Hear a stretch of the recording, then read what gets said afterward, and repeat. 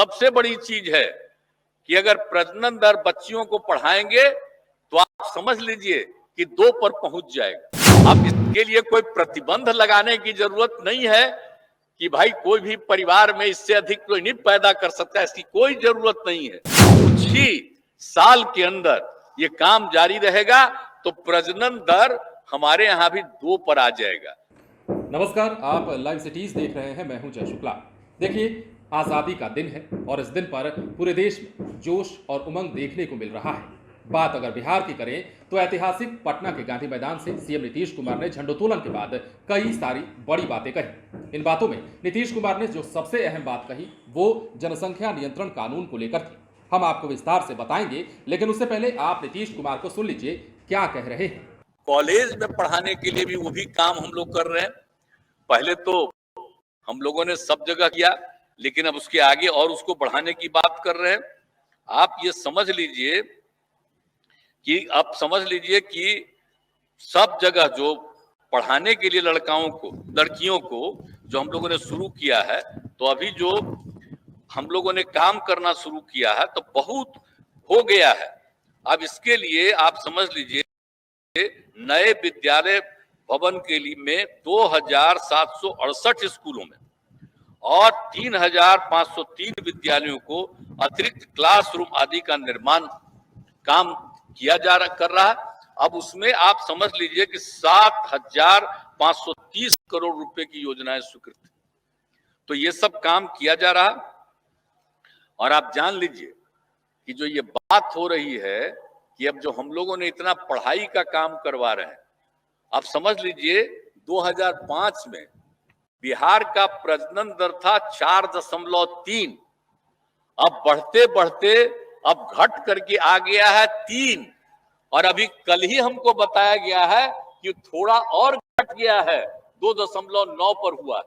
अब इसीलिए हम सबको पढ़ाना चाहते हैं कि कुछ ही साल के अंदर ये काम जारी रहेगा तो प्रजनन दर हमारे यहां भी 2 पर आ जाएगा। तो ये कितनी बड़ी बात है।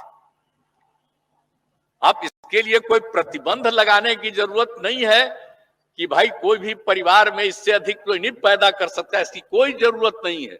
सबसे बड़ी चीज है कि अगर प्रजनन दर बच्चियों को पढ़ाएंगे तो आप समझ लीजिए कि 2 पर पहुंच जाएगा। तो इसलिए ये सब बात हो रही है और कभी कभी चर्चा होते रहती है। तो हमने तो कहा ना भाई कि कहां कहां चाइना ने क्या किया था, 1 पर किया था सीमित, उसकी हालत खराब हो गई, तब फिर 2 पर किया और अब 3 किया। इसलिए ये सब बेकार चीज, असली चीज है लोगों को पढ़ाना चाहिए। तो उसके लिए हम लोगों ने सारा काम किया है।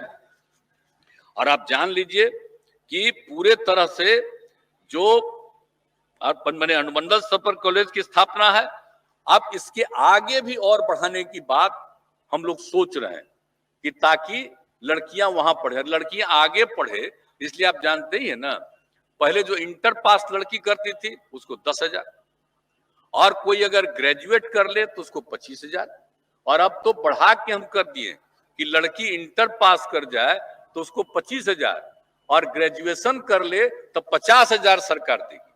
तो इतना करने के बाद तो सुना आपने, जनसंख्या नियंत्रण कानून पर नीतीश कुमार बोल रहे थे और तंज कस रहे थे।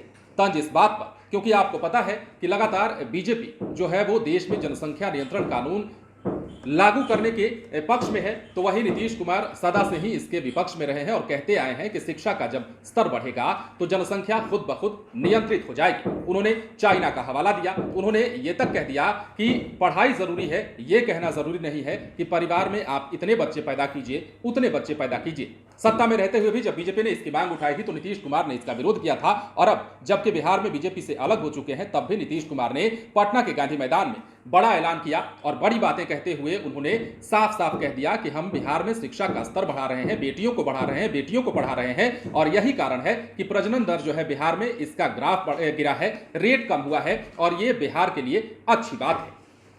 बने रहे लाइव सिटीज के साथ। यदि अब तक आपने हमारे चैनल को सब्सक्राइब नहीं किया है तो सब्सक्राइब कर लीजिए ताकि हम आपको खबरों से अपडेट रख सकें। धन्यवाद।